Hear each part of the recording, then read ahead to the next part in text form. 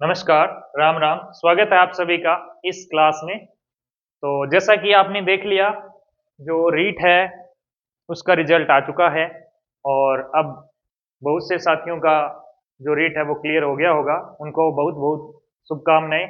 और वो अब अध्यापक की जो रेस है उसके अंदर शामिल होंगे। तो उसी रेस को आसान बनाने के लिए हम ये वीडियो लेके आए हैं, जिसके अंदर हम चर्चा करने वाले हैं साइंस सब्जेक्ट के बारे में।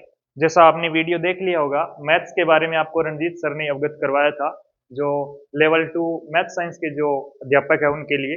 तो मैथ के बारे में आपको रंजीत सर ने बता दिया और साइंस के बारे में आपको डिटेल से बताऊंगा। तो शुरू करते हैं अपनी जो रणनीति है। थर्ड ग्रेड के बाद अब मेंस की बारी है, तो मेंस को कैसे फतेह करना है उसके बारे में। लेवल 2 में मैथ और साइंस साइंस का अपने जो एक ही पद होता है, तो उसमें साइंस के और जो मेथड है उसके अपने लेके चलेंगे। तो आपके कौन सी बुक आपको पढ़नी चाहिए, कौन सी टेस्ट सीरीज लेनी चाहिए, ये सारी चीजें अपनी डिस्कस करेंगे। साथ में कोचिंग का जो सवाल है आपका वो भी सॉल्व करेंगे। अपने पास में साइंस के कुल 20 टॉपिक हैं और 250 अपने पास में दिन है। कितने? 20 टॉपिक और 250 दिन है। ठीक है ना? तो अपने को किस तरह से क्या पढ़ना है वो पूरी अपने इसके अंदर चर्चा करेंगे। तो देखिए, आपका रीट एग्जाम जो है वो क्वालिफाई हो चुका है, बिल्कुल। अब आप मेंस की रेस में हैं। अब आपके दिमाग में क्वेश्चन आ रहा है, अब तैयारी कहाँ से और कैसे शुरू करें। तो इसके लिए आपको पहला पॉइंट जो आपके सामने, ये आपके लिए सॉल्यूशन है, यानी इस क्वेश्चन का जो जवाब है वो आपको मिल जाएगा यहाँ से। तो पहला है, शुरू करने के लिए या कैसे करें और कहाँ से करें, इसका आंसर आपको अभी 2 मिनट में मिलने वाला है। तो कैसे करें, उसमें सबसे पहले आप जो भी पाठ्यक्रम है उसको प्रिंट करके अपने पास रखें। हार्ड कॉपी, सॉफ्ट कॉपी नहीं, मोबाइल में नहीं देखना है, आपको सिलेबस प्रिंट करवा के लेके आना है। उसके बाद क्या करना है, पाठ्यक्रम को 2 से 3 बार क्या करना है, पढ़ना है। पाठ्यक्रम को 2 से 3 बार क्या करना है, पढ़ना है, रीड करना है, एनालाइज करना है कि कौन सा टॉपिक है, कैसा टॉपिक है और अपने किस तरह से इसको पढ़ा जा सकता है ना। उसके बाद में आपके पास में क्वेश्चन होएगा कि पाठ्यक्रम के लिए कोर्स कौन सा करें। तो कोर्स आपके पास में 2 प्रकार के हो सकते हैं, एक होता है ऑफलाइन और एक होता है ऑनलाइन।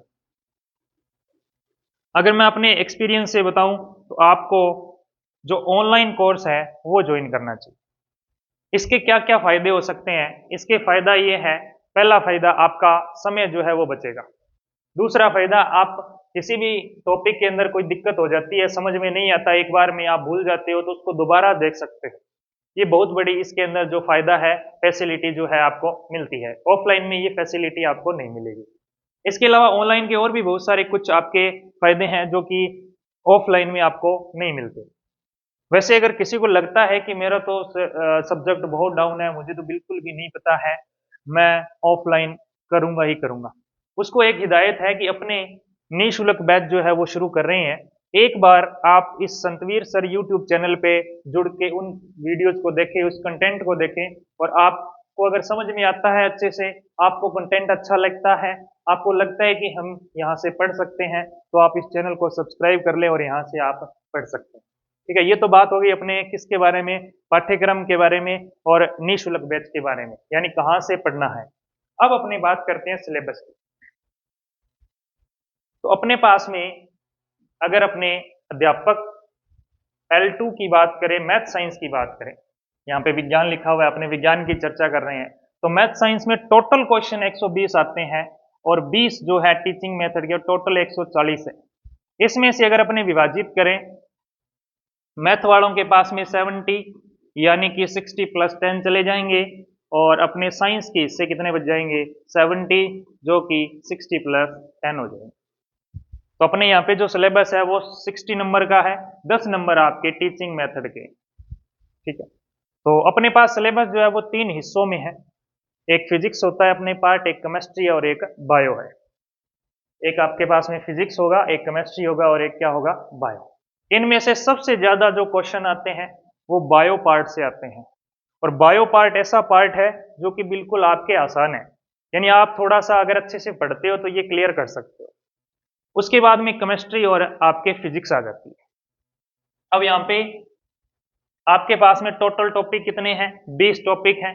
दिन मैंने अभी बताए थे कितने थे, 250 डेज है, ठीक है। उसके बाद अंदर आपके जो प्रीवियस एग्जाम हुआ है अभी, उसके अंदर आपके 32 क्वेश्चन आए थे। साइंस के कितने क्वेश्चन आए थे, 32 क्वेश्चन आए थे, और उसमें 8 जो है वो टीचिंग मेथड के क्वेश्चन आए थे। अब इन 32 में कौन से किसके कितने क्वेश्चन आए वो भी अपने साथ साथ में देख लेंगे। सबसे पहले अपनी केमिस्ट्री के बारे में बात करते हैं। किसके बारे में बात कर रहे हैं, केमिस्ट्री के बारे में। केमिस्ट्री के लास्ट एग्जाम में 8 क्वेश्चन आए हैं। कितने क्वेश्चन, 8 क्वेश्चन। अब कौन कौन से टॉपिक लगते हैं केमिस्ट्री के रसायन विज्ञान की, देखो, परमाणु एवं अणु, मोल संकल्पना, रासायनिक सूत्र, परमाणु की संरचना। ये बिल्कुल बेसिक है, आपकी 9th क्लास की एनसीईआरटी में एज इट इज टॉपिक लिखे हुए हैं, ये एज इट इज आपको मिल जाएंगे। उसके बाद में है तत्व, यौगिक और मिश्रण, भौतिक एवं रासायनिक परिवर्तन। ये जो टॉपिक दिख रहे हैं आपको, ये भी 9th क्लास के अंदर आपको एज इट इज मिल जाएंगे। उसके बाद में आपके पास में है रासायनिक विक्रिया एवं समीकरण, जिसके अंदर अपचयन एवं उपचयन को अलग से हाईलाइट किया हुआ है। ये टॉपिक जो है आपके 10th क्लास से। उसके बाद है आपके पास अम्ल, क्षार, लवण एवं पीएच स्केल, ये भी आपके 10th क्लास का है। उसके बाद है कार्बन एवं उसके यौगिक, ये भी आपके 10th क्लास। ये जो आपके जो पैटर्न दे रखा है, जो सिलेबस दे रखा है, ये आपके 9th और 10th का ही सिलेबस दे रखा है। किसका दे रखा है, 9th और 10th का। आगे हम चर्चा करें, ये आपके केमिस्ट्री के टॉपिक हो गए, बिल्कुल इजी टॉपिक हैं, आप आसानी से इन क्वेश्चनों को कर पाओगे। जब अपनी वीडियो लेके आएंगे तब आप क्लासें अटेंड करना, उसके बाद आप देखना पीवाईक्यू जो है वो सॉल्व करके आपसे हो जाएंगे। आगे देखिए, बायोलॉजी के अंदर लास्ट एग्जाम में 14 क्वेश्चन आए थे। कितना क्वेश्चन आए थे, 14 क्वेश्चन जो है वो आए थे बायोलॉजी की। बायोलॉजी के सबसे ज्यादा प्रश्न आते हैं, कोई भी एग्जाम हो सबसे ज्यादा क्वेश्चन बायोलॉजी से आएंगे, और ये पार्ट भी थोड़ा आसान होता है, क्योंकि इसके अंदर आप अगर थोड़ा सा कंसेप्ट नहीं पता है, अगर उसको आप याद करने की कोशिश करोगे तो वो याद हो जाता है ना। इसके अंदर कोई सूत्र वाला कुछ सिस्टम नहीं रहता केमिस्ट्री की तरह और फिजिक्स की तरह, ये आसानी से आप कर सकते। कौन कौन से टॉपिक है, देखो, पहला टॉपिक है कोशिका संरचना एवं प्रकार्य, यानी कि ये आपके शरीर की क्रियात्मक एवं संरचनात्मक इकाई होती है, और यहाँ से 100% क्वेश्चन आता है। उसके बाद है उत्तक। उत्तक के अंदर आपके पादप के हैं, जंतु के हैं, सरल एवं जटिल उत्तक है, यानी कि पादप और जंतु के उत्तक पढ़ने अपने को। उसके बाद है जैव प्रक्रम, जिसके अंदर पोषण पढ़ना है, यानी कि पाचन तंत्र पढ़ना है। श्वसन यानी श्वसन तंत्र के बारे में पढ़ना है। फिर है परिवहन। परिवहन यानी कि आपके हृदय हो गया, और हृदय के साथ में धमनी और शिराओं का जो कार्य होता है वो अपने को पढ़ना। उसके बाद में आपके पास में आ जाता है उत्सर्जन, यानी कि आपके जो किडनी है उसके बारे में अपने को अध्ययन करना है। तो ये जो है आपके जैव प्रक्रम वाला है, ये आपके 10th क्लास का टॉपिक है।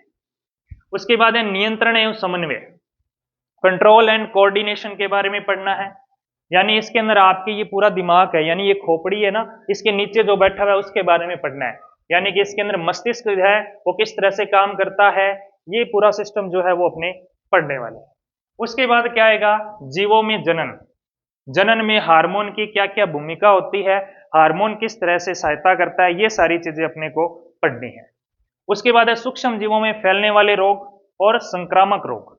रोग से क्वेश्चन 100% आपको मिलेगा, कोई भी एग्जाम हो ये मिलता है, और रीट के अंदर भी आपके प्रीवियस में यहां से 1 से 2 क्वेश्चन जो है मिलेगी, है ना।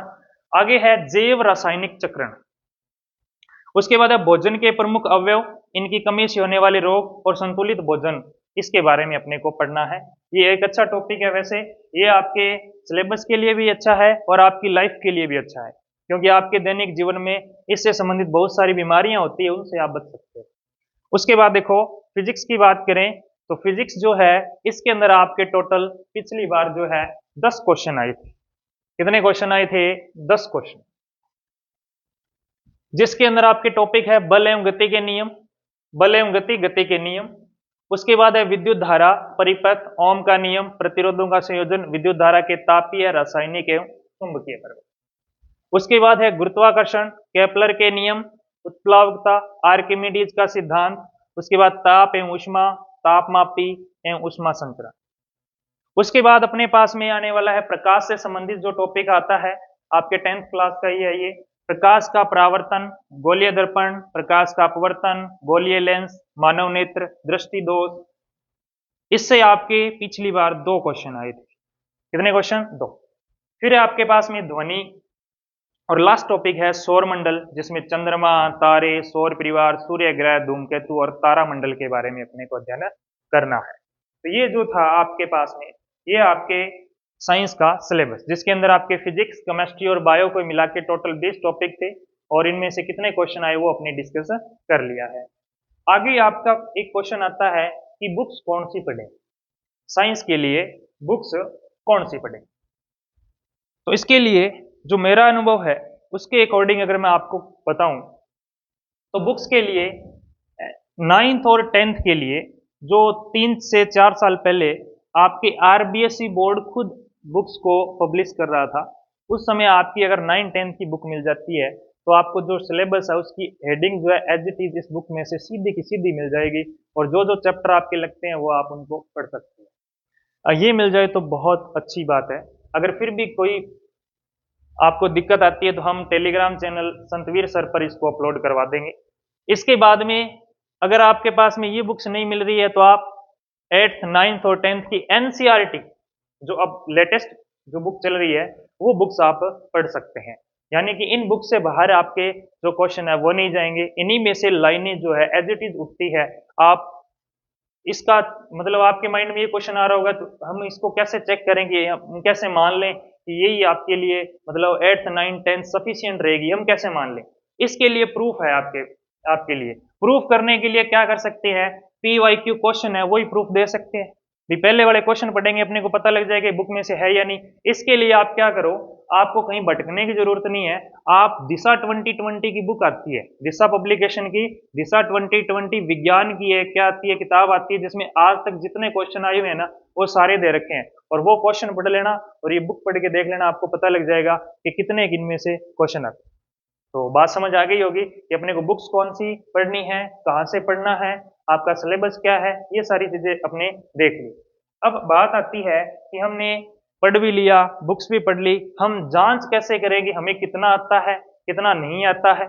इसके लिए हम क्या करें, इसके लिए ये आपके पास में ऑप्शन होता है क्या, टेस्ट सीरीज। क्या होता है, टेस्ट सीरीज। टेस्ट जो सीरीज है ये आपके स्तर को जांचने के लिए होता है। किसके लिए होती है, आपने जो आपके तैयारी है उसको धार देने के लिए होती है। तो ये टेस्ट सीरीज जो है ये अपने जब 5 से 6 टॉपिक हो जाएंगे उसके बाद जल्द ही क्या कर देंगे, शुरू कर देंगे। इसकी जो सूचना है वो आपको यूट्यूब पे भी मिल जाएगी और टेलीग्राम चैनल पे भी हम जारी कर देंगे। अब इसके अलावा साइकोलॉजी जो है अपने संतवीर सर ने आपको पढ़ाई थी मेन रीट के अंदर, और मेंस में भी वही पढ़ाएंगे अपने, और एसएसटी का भी वही बताएंगे आपको, और मैथ के बारे में आपको रणजीत सर ने अवगत करवाई दिया है, और पंजाबी के बारे में तो आपको बताने की जरूरत ही नहीं है, सिमरजीत सर हैं ही। तो आज का वीडियो आपको कैसा लगा जरूर कमेंट करके बताएं, और अपनी क्लासें जो है वो कंटिन्यू चलती रहेगी। तो जिन्होंने सब्सक्राइब नहीं किया वो सब्सक्राइब कर लें, और लाइक नहीं किया वो लाइक और कमेंट जरूर कर दें। धन्यवाद।